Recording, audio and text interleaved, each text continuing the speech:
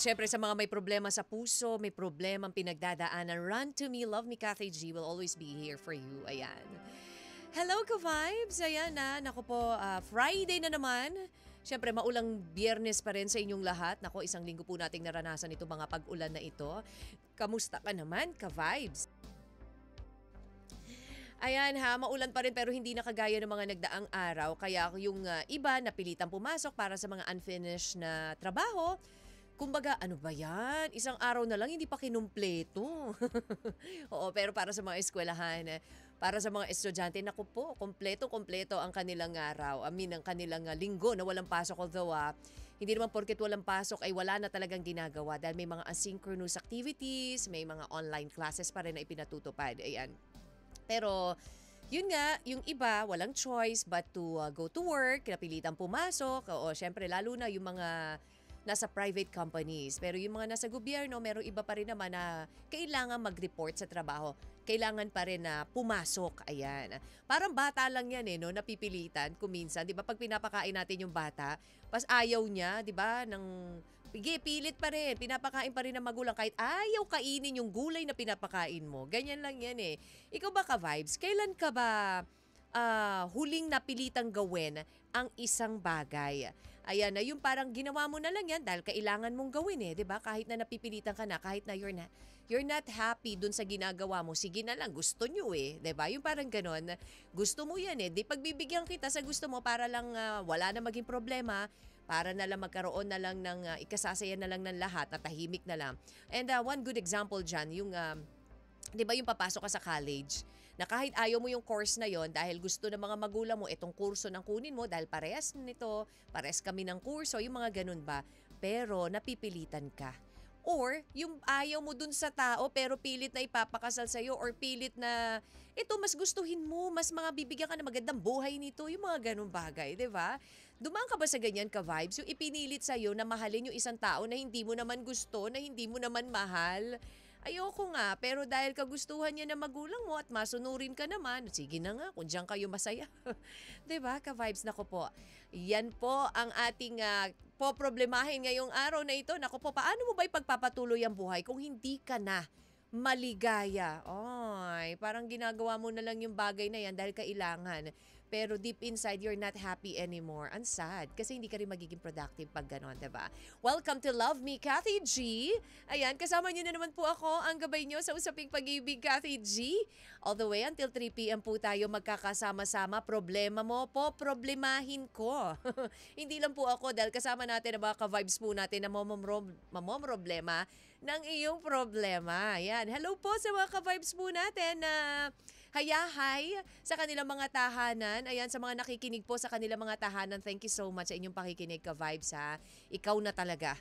Ayan, sa mga ka-vibes din po natin na nasa mga lansangan po ngayon, bumabiyahe pa rin kahit na umuulan, madulas ang kalsada, may mga dinadaan ng baha.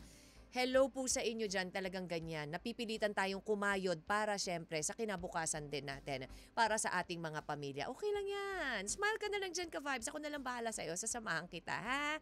At syempre sa lahat din po ng mga nanonood sa atin sa Facebook Live, kamusta po kayong lahat? Thank you so much, ha?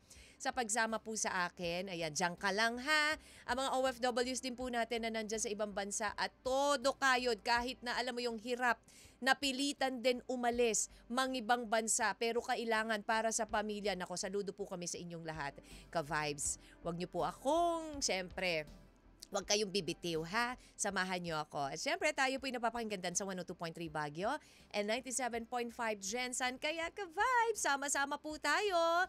Syempre, sa mga tugtugin hatid namin sa inyo dito lang sa Love Me, Kathy G sa 92.3 FM Radio Manila. Oras, kayo pa rin nakikinig sa Love Me, Kathy G. Kamusta ka naman, ka-vibes, ha? Hello pa rin po sa mga ka-vibes po natin dyan na nasa kanilang mga opisina, kayo po'y nanananghalian. Kamusta naman po ang pananghalian ngayong Biyernes? So, isang mainit na munggo. At kasabay po niyan ang masarap na prito na isda o kaya naman yun nga ano bang common na pinapartner dyan? 'Di ba? Usually fish 'di ba? At sinasabi nga po nila, ito na yung to answer the question yung bakit nga ba laging munggo yung ulam? Oo, kasi 'di ba? Ito yung pinakamadaling lutuin noong unang panahon. Kailangan po gulay. Ayan, dahil na po natatapat lalo na kapag mahal na araw. kailangan yung pag-Biyernes bawal kumain ng karne. So yung pinakamabilis na lutuin ng mga ninuno natin noon, ng mga lolo't lola natin ay ang munggo. Yan ha. Kaya po ngayon nakasanayan na every Friday merong munggo. O, 'di ba? Sa mga nagmumunggo po diyan ngayon, nagpadagdag ka ba kay ate? Kamusta po kayo diyan lahat? Hello ka-vibes nating mga nasa mga karinderya. So, ka-vibes po natin mga nasa restaurant. Ayan, kamusta po kayo? And happy eating. Enjoy nyo lang po ang inyong kinakain dyan. Nguya-nguya maigi, ka-vibes. Papaano mo pa ipagpapatuloy ang buhay kung hindi ka na maligaya? 'Di ba? Sabi nga niya, hindi na ako masaya sa buhay ko, Kathy G. Ano pang purpose? May purpose. May dahilan pa rin kung bakit ka nabubuhay. Maraming dahilan at maraming pwedeng ikasaya, 'di ba? Kung minsan kasi sinasabi natin hindi tayo masaya dahil hindi natin nakuha kung ano yung gusto natin. Ang ending, yun na yung nagiging reason natin na hindi ako happy sa buhay ko. But then if you will look dun sa brighter side, masaya ang buhay eh. Masaya mabuhay, maraming mga blessings na nakukuha natin na ayaw lang nating tignan. Well, abangan niyo po ang ating story for today coming from Yumi. Si Yumi, maligaya kaya siya sa kanyang buhay? Ano nga ba ang problema ni Yumi? Dumating ba siya sa punto ng kanyang buhay na parang wala na siyang gana dahil nga wala nang reason para maging happy pa? Paano niya hinarap at nilabanan ng mga pagsubok na dumating sa kanya? Yan po ang inyong pakaabangan maya-maya lang ka-vibes. Babasahin ko na po ang letter coming from Yumi. At hello muna sa lahat po ng mga nakatutok sa atin dyan po sa Facebook Live. Gloria Kimishano, ayan, hello to you, William Mortel. And to all of you na nakatutok at nanonood na po ngayon sa atin, sa lahat po ng mga nakikinig dyan, ka-vibes ha, naisip mo na ba na anong gagawin mo sa buhay mo kung hindi ka na masaya?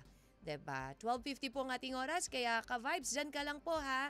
At samahan niyo po ako, syempre, dito po sa Love Me Kathy G, na tayo po yung napapakinggan din sa 102.3 Baguio and 97.5 Jensan. Ayan, may mga pag-ulan pa rin po tayong nararanasan and from the latest bulletin po ng Pag-asa, still, ito pa rin po, dulot ng bagyong Emong ang nararanasan po dyan po sa area po ng Ilocos Region.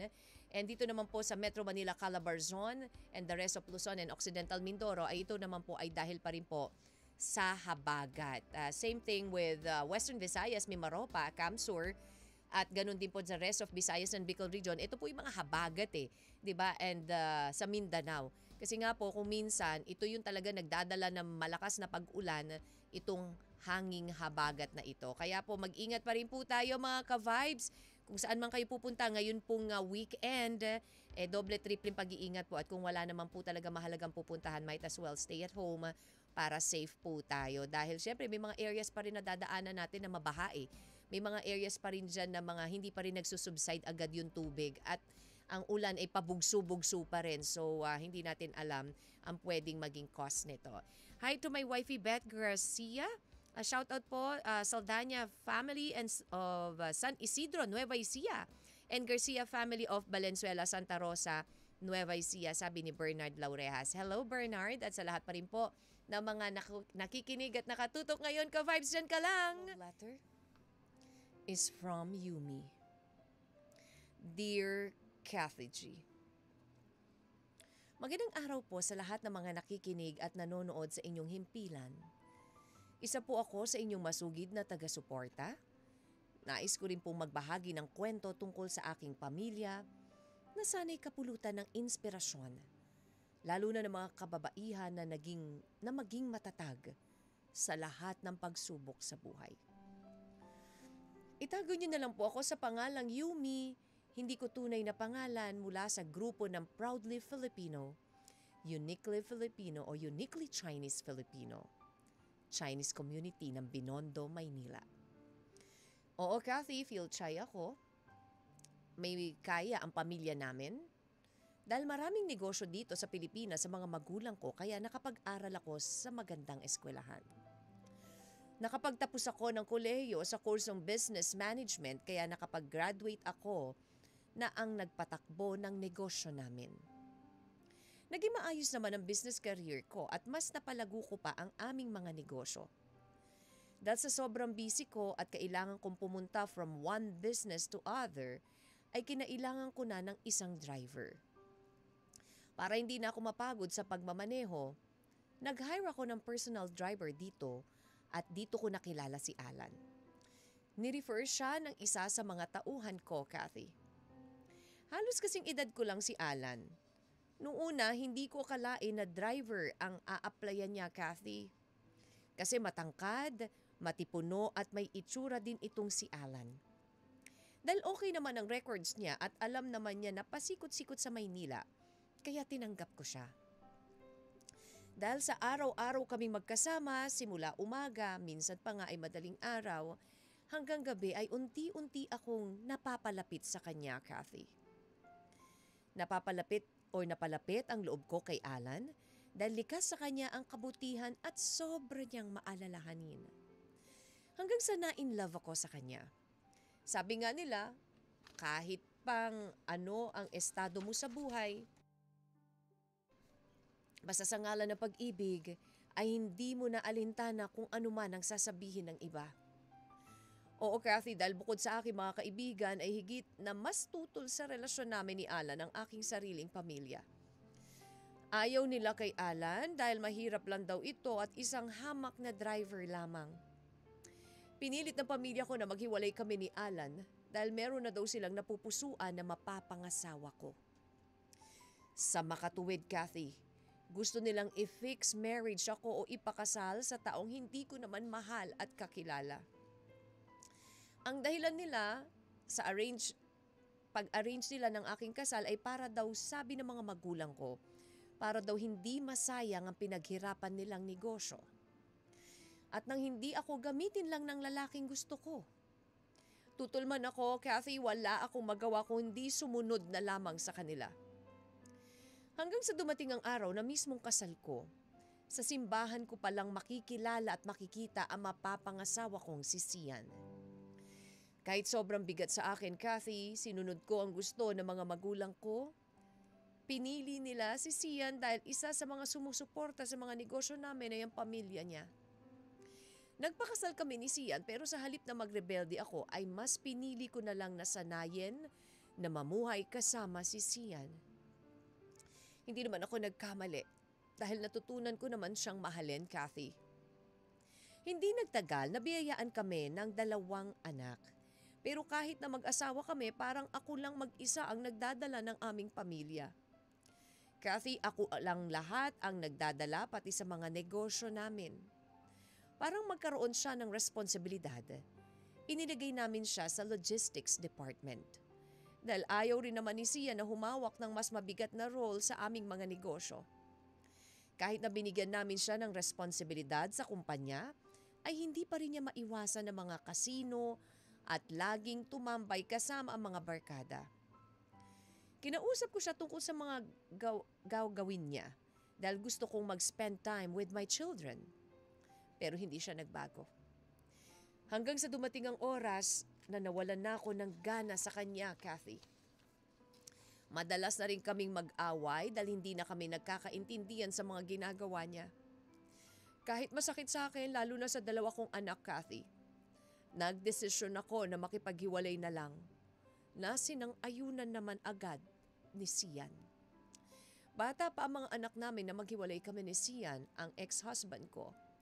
Kaya nasa akin napunta ang custody ng mga bata. Mula noong naghiwalay kami ng asawa ko, tila nawalan na ako ng gana na makipagrelasyon ulit. Nag-focus na lang ako sa 2 kong anak at mga negosyo ko, naming pamilya, Kathy. Mukhang naging okay naman dahil naging mas successful yung aming mga negosyo kahit na mag-isa lang ako at walang katuwang sa buhay. Masyado rin akong nasaktan, Kathy, dahil sa mga nangyari. Naghiwalay kami ng lalaki kong totoo kong mahal at ipinakasal ako sa hindi ko naman gusto. Kapag iniisip ko mga pinagdadaanan ko, mas lalo akong nagiging matatag. Sana ganun din ang mga kababaihan, Kathy. Hanggang dito na lamang po. Maganda ng iyong buhay. Katulad na lang nitong si Yumi, imagine. Iba yung minamahal niya eh. Pero dahil sa kagustuhan ng magulang niya, at syempre ito naman ay very normal. Alam naman natin to na kapag ikaw ay ganito, dapat dito ka lang din makasal. Yung mga ganun ba? So nagkaroon siya ng fixed marriage, ikinasal siya sa taong hindi naman niya kilala 100%. Hindi naman niya mahal, pero dahil nga po gusto na magulang, sige, naging masunurin si Yumi. Pero ano nangyari? nako, naging pasakit lang sa buhay ang nangyari sa kanya dahil itong ang pangasawa niya, ay nako, hindi rin naman siya natulungan. 'Di ba? Pero ano nangyari? Hindi po siya nawalan ng pag-asa bagkos lumaban, bumangon itong ating letter sender na si Yumi. At ngayon po ay mag-isang lumalaban sa buhay pero mas naging successful. Kung minsan kasi mas maganda pa 'di ba? Na yung sarili mo lang na diskarte. Oo, yung pipilitin ka na gawin yung isang bagay na hindi mo gusto, kaya ang tendency hindi nagiging maganda yung result. Pero kapag ikaw hinayaan ka gawin yung gusto mo, na alam mo naman yun yung kaya mong gawin, yun yung expertise mo, yun yung forte mo, talaga mas maganda yung kalalabasan ko minsan, 'di ba? Oo, kaya minsan dapat hinahayaan din natin makita yung talent ng isang tao. Well, ano pa masasabi nyo sa ating letter sender for today? 0916-563-1777. Yan po ang ating text line. And syempre po pwede nyo po i-post sa Facebook Live. Ayan, ang mga nagpapadala na po sa atin sa Facebook Live, lalo na sa mga nakikinig po dyan sa Millennials. Transport Service Cooperative Minibus Biyaheng SM Fairview, Marikina ha. Marcos Highway, LRT Santola, nakatune in po sa Love Me Cathy G. O ano po masasabi nyo? Ayan, kung narinig nyo po ang ating letter for today. Ayan. At sa atin pong Facebook page, 92.3 FM Radio Manila, or my FB page, DJ Cathy G. Posted na po dyan ang ating Cathy G. As paano ba pagpapatuloy ang buhay? Kung hindi ka na maligaya, katulad ka ba ni Yumi na try it on my own, lumaban mag-isa at sinabing thank you. Thank you pa rin, nagpasalamat pa rin sa mga taong naging parte ng buhay niya dahil sa kanila. Forever, diba? Katulad na po ng ating letter sender na si Yumi na gusto niya sabihin dito sa lalaking kanyang unang minahal talaga, yung kanyang boyfriend na ayaw ng kanyang pamilya. You'll be in my heart forever. Ikaw ang magsisilbing inspirasyon ko na lumaban at bumangon pa sa hamon ng buhay. Despite ng pagpapakasal sa akin sa taong hindi ko naman tunay na mahal. Yan pong story ni Yumi na meron siya talagang boyfriend pero dahil nga hindi to gusto ng kanyang pamilya, dahil ang kanyang pamilya ay nabibilang sa mga, alam mo yun, nasa may sinasabi sa lipunan. So bilang driver, hindi gusto ng kanyang pamilya itong kanyang boyfriend. At siya po ay pilit na ipinakasal sa isang lalaki na hindi naman niya gusto para naman syempre ipagpatuloy ang kanilang negosyo. Ayan, naku po. Masakit man pero hindi rin nakatulong itong lalaking ikinasal sa kanya na mas naging pabigat pa sa kanya. Pero hindi po natapos doon ang buhay ni Yumi. Lumaban pa rin siya, bumangon, ayan, at patuloy na lumalaban sa hamon ng buhay. Paano mo nga ba ipagpapatuloy ang buhay kung hindi ka na maligaya? Alam niyo po ba ka-vibes ang forced marriage, which is nangyari po sa ating sender na si Yumi at ikinasal dito nga kay Sian, ay kasal na isinagawa gamit ang dahas o panlilinlang. Itinuturing ito na ground for annulment sa Pilipinas at nakasaad po sa Article 45 ng Family Code na maaring ipawalang bisa ang kasal kung walang tunay na consent. Kasi nga hindi naman gusto nitong ni Yumi, only yung kanya mga parents ang may gusto dito na ipakasal siya kay Sian. Anti-slavery in domestic legislation. Yan po ang ating pinagkunan dito po sa regarding the forced marriage. Ayan, ako po, ikaw ka-vibes ako. Ikaw ba nasa sitwasyon nitong si Yumi? Ano bang gagawin mo? Di ba parang ang hirap, hindi ka na masaya, pero papaano mo ba gagawing masaya pa ang buhay? From text line, sabi ni Janice Cunanan, Cathy G, good afternoon para sa sender. Yan talaga mahirap sa fixed marriage Kadalasan hindi kayo nagkakasundo ng taong pinakasalan mo.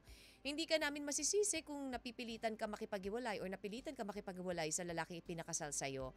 Mas mabuti na yan, mag-focus ka muna sa mga negosyo at sa mga anak mo. Gawin mo silang inspiration para mas maging matatag pa at lumaban sa buhay. God bless you, sender. Thank you so much, Cathy G. Thank you, Janice Cunanan.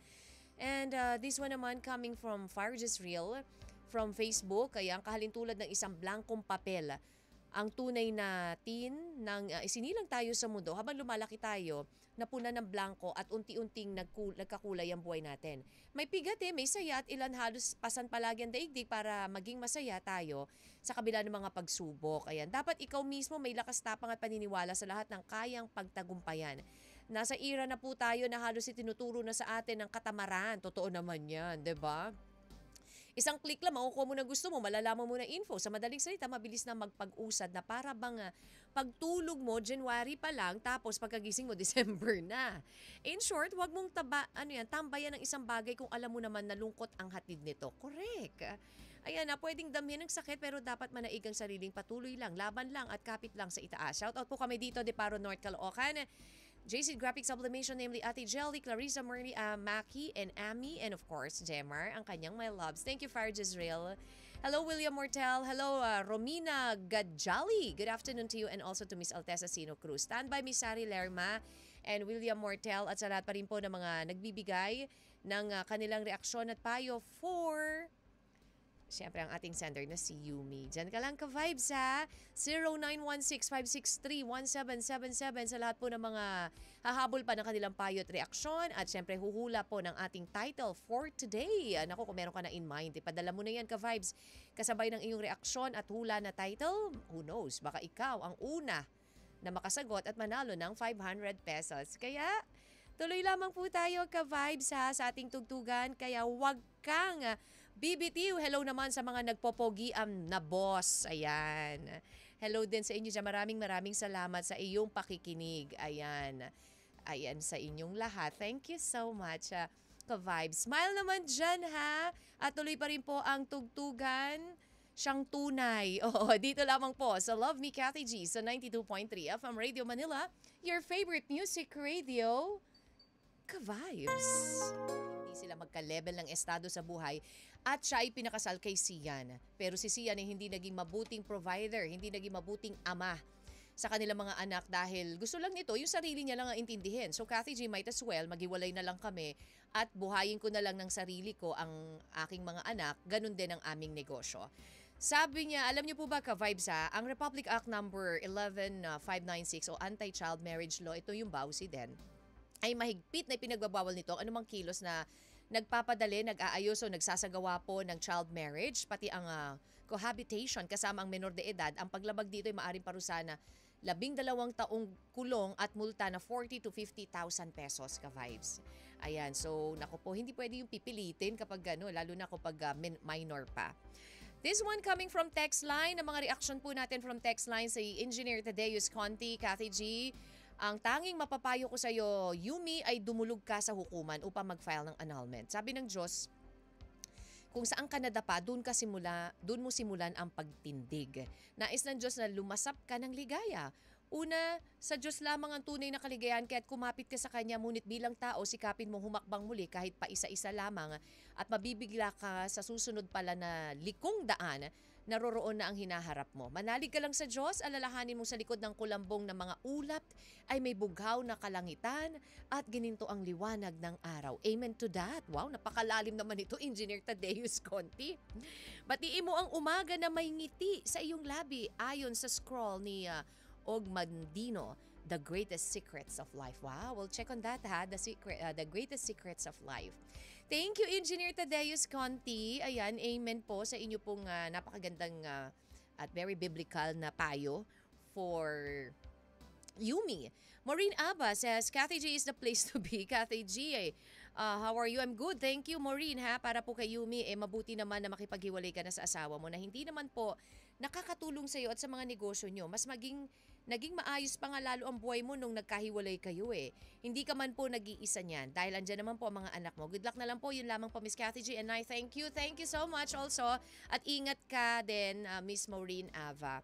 And this one coming from Facebook Live, sabi naman ni Sari Lerma, for me, sa question for today, mag-focus ng mga bagay na nakakatulong sa atin, katulad ng mga nagbibigay sa atin ng inspirasyon. At syempre, palagi pa ding humingi ng gabay kay Lord naman. Kapag galing talaga sa Chinese family, ang gusto na magulang is the same din nila. Kagaya nung nangyari kay Yumi, sayang yung invest na time na iginugol niya kay Sian, kahit na hindi siguro si Sian na ipinakasal siya kay Yumi, kasi doon lang sila mismo unang nagkita sa mismong kasal na yun. Parang hirap nun, Doon mo lang ikaw pala mapapangasawa ko, 'di ba? Parang paano kung di mo type? Paano kung, 'di ba?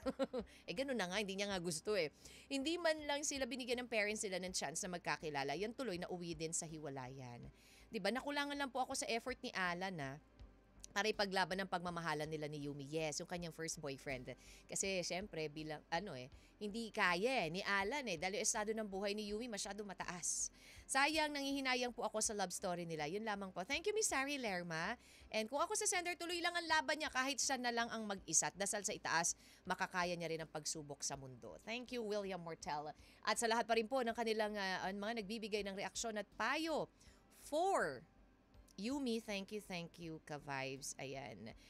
Pag-greet naman po, Kathy G. Happy 26th birthday kay RG Garce. Salamat sa pagiging mabait, responsableng haligi ng ating munting pamilya. Salamat sa sacrifices, mahal ka namin ng anak mo. Mag-iingat ka lagi sa work. Ayan, coming from Dila. Wow, napaka-sweet naman. Sana ganito lahat, no? Kapag ganito yung usapan, ganito yung mga nare-receive mong message, talaga namang gaganahan ka lalong magtrabaho. 2:27 po ang ating oras, ka-vibes. And syempre po, final hour na rin po ng ating programang Love Me, Kathy G.